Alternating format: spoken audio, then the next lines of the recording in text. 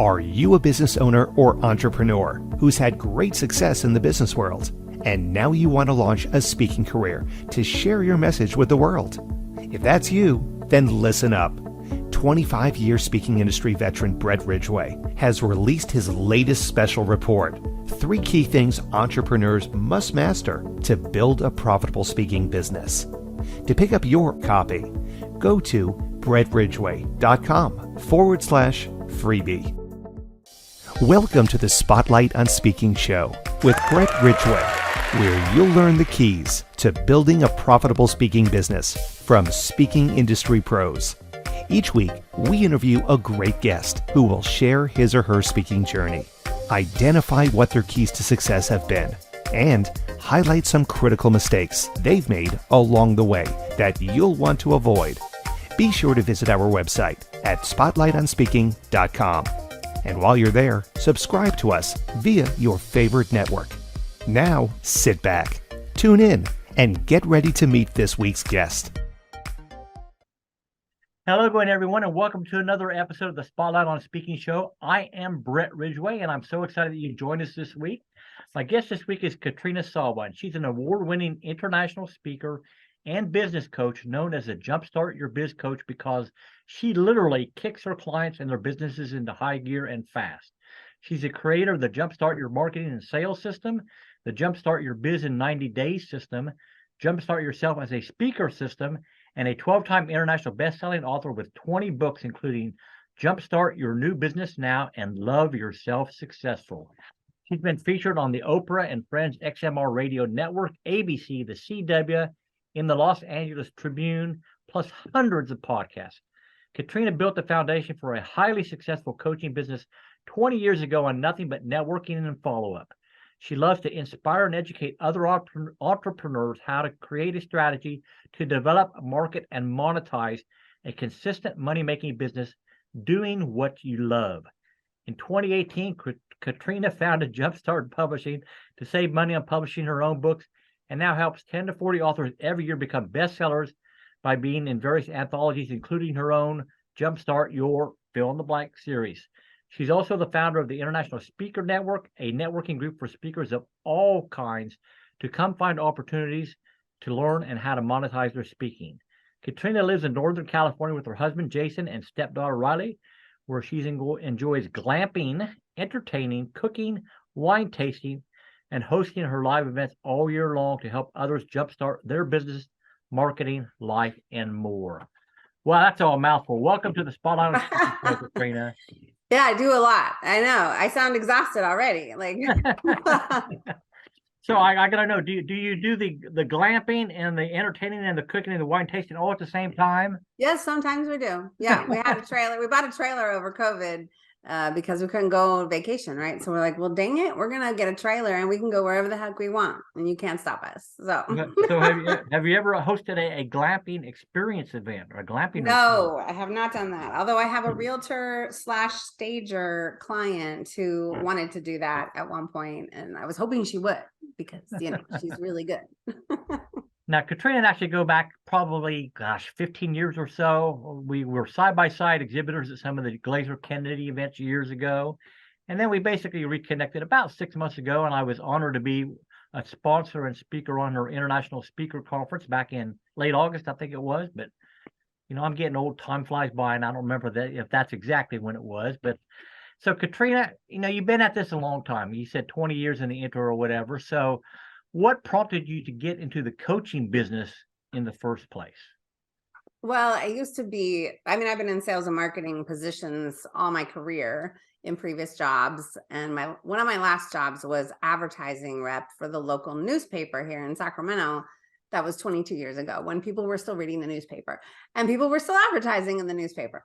And so I would knock on doors and try to sell ads, right? And people the businesses didn't know what they didn't know. And they would just throw darts at me to run an ad. And I'm like, they had no strategy. And so I was really good at figuring out what they really needed to put in the newspaper in order to get people in the door. And then they would never know how to follow up. So I would teach them how to do all the follow up and how to, really track those leads so that they can monetize them in the follow up or later on or for repeat sales, etc. Because people don't think about that. They just think about the first sale. So I was consulting all the businesses back then, and I realized I just need to go on my own and do some coaching and consulting with small businesses. But that was before I knew I could do it everywhere. It was just local. I was focusing local at the time. So when did speaking become part of the marketing mix to land coaching clients then?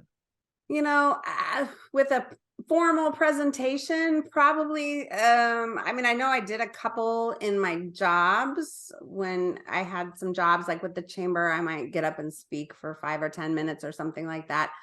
And so I was used to giving commercials and short talks, but it wasn't until I realized, oh, I can actually put a workshop on, or I could do a luncheon and be the speaker at a luncheon now that I have my own business and teach the business owners all this stuff, right? Mm-hmm. So when it became apparent that I could get clients from speaking is when I really said, well, of course, I have to keep doing more of that. So do you still work with local businesses at all? I do have a lot of local clients.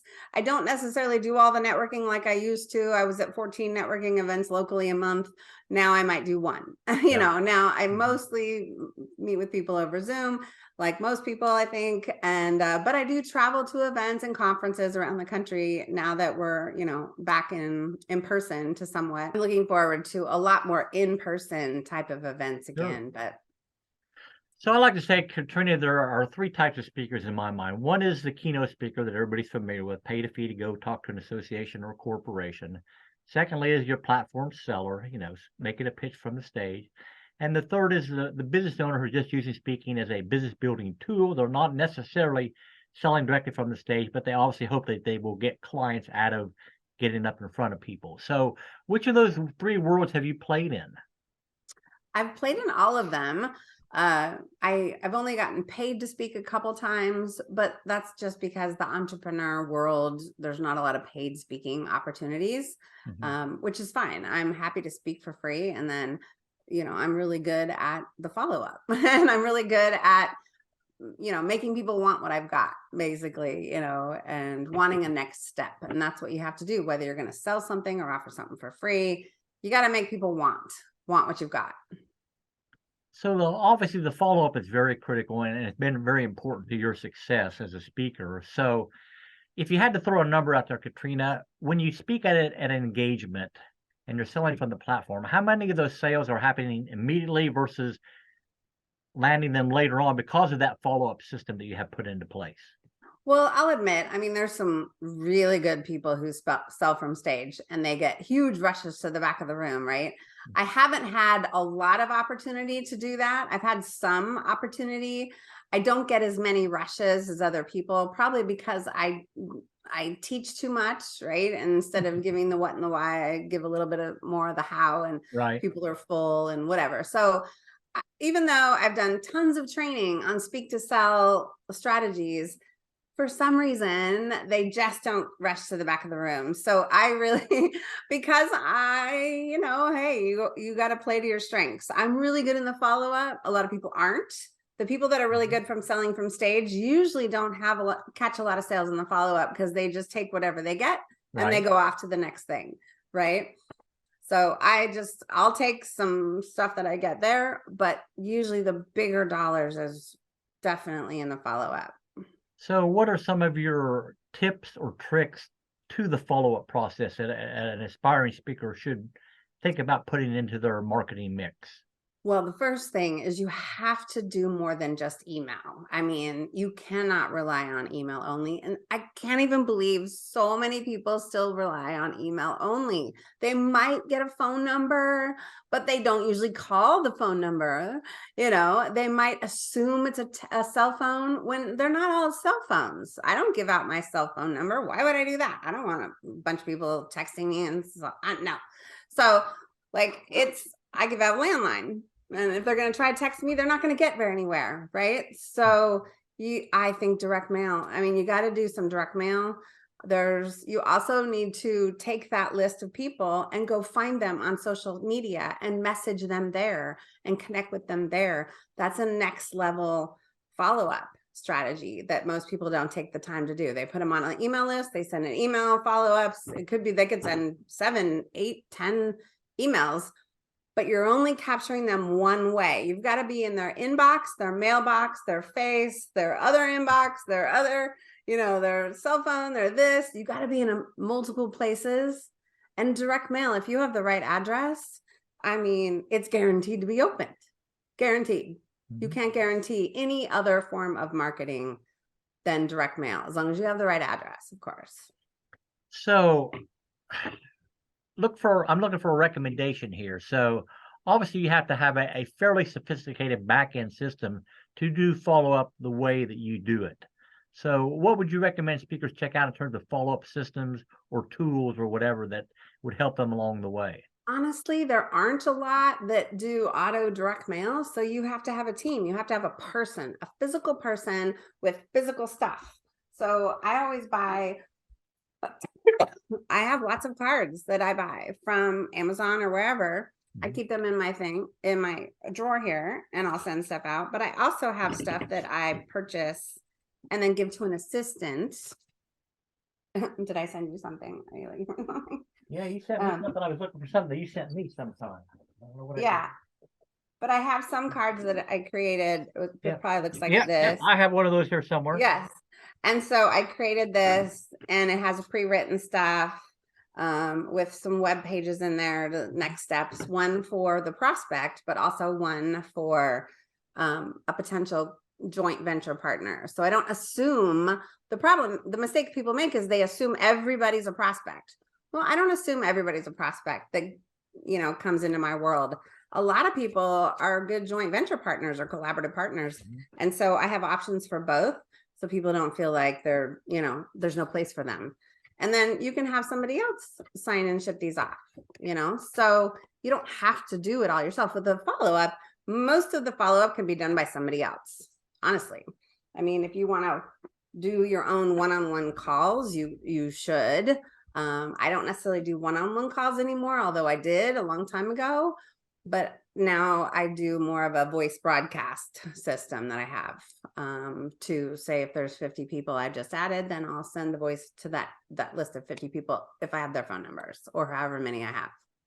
All right. So you build your coaching business largely because of speaking, not entirely, but largely because of speaking or whatever. So what do you think maybe your 3 biggest tips for success as a speaker if you're a coach would be? Well, assuming you're already getting on stages, what do you do as a speaker to really monetize it all? Yep. I would say, number 1, you have to connect with the audience as much as possible. Your content isn't as important as your connection.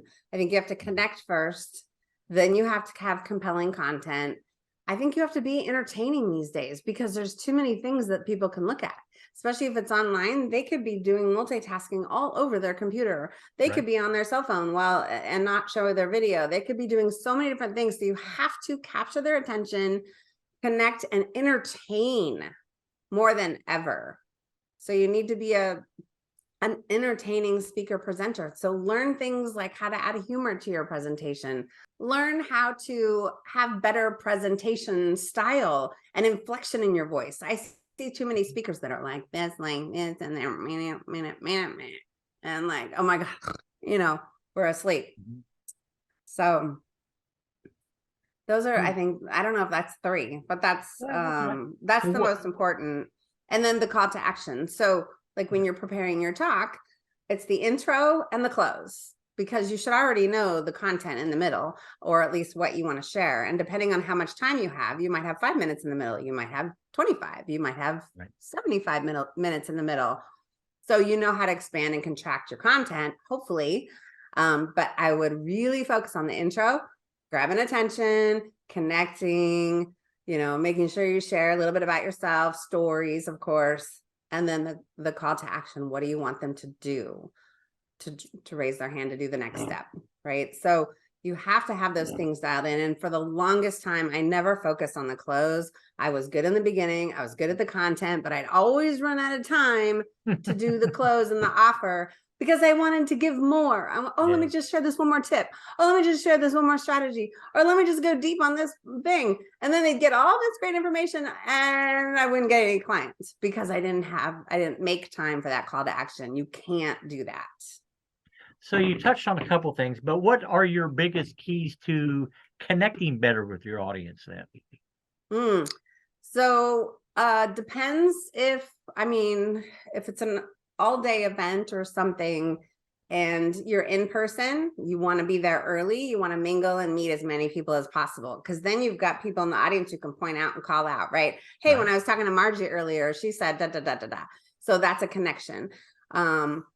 If it's on virtual, then you still come early. Some people just show up for their call time or their speaking time and then they leave. Mistake. You've got to interact in the audience. Oh, great call. Oh, I'm speaking today. Or, oh, I can't wait to share tips on blah, blah. You have to pre-connect and then post-connect. So there's pre-connect, post-connect, right? All right. So I have a couple other questions I want to ask you, Katrina, but before we do, let's take a quick break for a word from our sponsor. Are you a business owner or entrepreneur who's had great success in the business world, and now you want to launch a speaking career to share your message with the world? If that's you, then listen up. 25-year speaking industry veteran Brett Ridgway has released his latest special report, 3 key things entrepreneurs must master to build a profitable speaking business. To pick up your copy, go to brettridgway.com/freebie. Back with the Spotlight on Speaking Show. My guest this week is Katrina Sawa. So Katrina, one of my favorite questions to ask my guest is, all right, bare your soul a little bit here and maybe tell me a couple embarrassing mistakes you've made along the way that you would highly encourage other speakers not to make. So I hate practicing my talk. Full disclosure, I do not practice. I don't. I've been doing it for 20 something years. I don't. Huge mistake. Don't do that. Don't not practice your talk if you don't know what you're doing. I remember early on, I was speaking to a group of 250 Juice Plus reps in Northern California on stage. I think I had an hour. I don't even know, but I was not practiced. And I had note cards and it was this huge stage. And there was one tiny little table on the far end of one stage. So I had to either carry them or sit them down. And I remember sitting them down and then slyly walking back over to look at them again, pick them up, and I dropped them. And so then therefore my whole, I couldn't remember the flow or the content. That is probably, I have nightmares about that still. It was hugely embarrassing. Not only that, but I was wearing this suit jacket and this pants that I freaking hated because I thought I needed to dress in a suit or whatever professional. And I like to dress like this with stretch pants and boots. And so dress the way you feel comfortable. The right people will like it. You'll feel better and you'll be more confident. And you won't worry about your dang outfit when you're up there. So I know guys don't always have that problem, but if you don't want to wear suit pants, you want to wear jeans with a jacket, wear jeans with a jacket. Please wear what is comfortable for you. And those are in person. I would say virtual mistakes would be to not know how to share screen or not practice ahead of time or, just not know what you're doing. You do practice that then. I know how to do it, right? And I know how. I've been doing Zoom way before the pandemic, so I knew how to do that. But some people don't. If you're new, you got to practice that. Yeah. So obviously the world has changed dramatically in terms of speaking because of the pandemic. So how have you adapted? What changes have you made in your world to be effective on the virtual platform in addition to in-person events? Yeah, I had to really change up my whole event model. So as a coach, I would hold my own live 3-day training events and sell tickets and people would come. And that's where I would enroll into a high-end program. And I had to cancel those and change them to virtual after, I waited around a little while to see if they were coming back. And I'll say in the beginning, like the first time I did one, I got a really good response because it was kind of new. People were like, oh, this is fun. But now the attendance isn't as great. So I would say not as financially successful for those types of events. But now I do more lead generation events, more multi-speaker conferences and events virtually. And it's a great way to put yourself on stage, I would say. So if you need more speaking gigs, you can create your own speaking gigs like that. And it's very inexpensive, although it is helpful if you have a bigger event to have a team helping you in many respects. So yeah. And so would you say I traveled less, of course. So my travel budget went from $30,000 a year to zero during COVID, right? Because I would travel on my own dime to speak and go to events. Right. And I made more money that first year in COVID not doing that. So I'm like, oh, well, maybe I don't need to go. My mentality was I had to be in person in order to get the clients, in order to really connect, but it's not true. So I know you have some great resources available for speakers, Katrina. So why don't you tell people how they can get into your world and what you might have that would help them out? Well, I have business coaching. So if you're not really sure what you're doing with your business or you're not seeing the clients come in, you should go there, the jumpstartyourbiznow.com. But for the speakers, I have the Speaker Network. The International Speaker Network is a free group you can join. Right now, we're having quarterly networking events. So you want to hop on to those since there's only 4 in the year. And also with the Speaker Network, you can apply to speak for some of the summits that we're doing. We have giveaways and summits. And I know a lot of people that are looking for speakers. And so I put out the call for speaker stuff that I hear about. And I can also promote some of the members events and things like that. So it's a great group. You might as well join. There's plenty of speaker groups out there. Don't get me wrong.